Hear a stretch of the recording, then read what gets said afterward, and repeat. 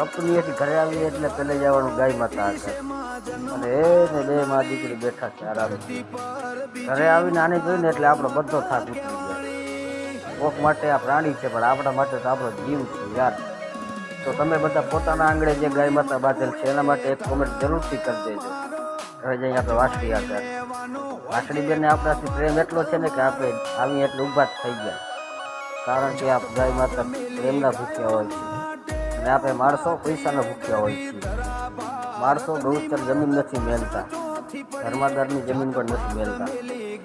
બેનો મતલબ એક જ થાય, માણસ ક્યારેય ભરાતો નથી. ગમે એટલું હોય એના આગળ તોય પણ એને પૂરું પડતું નથી.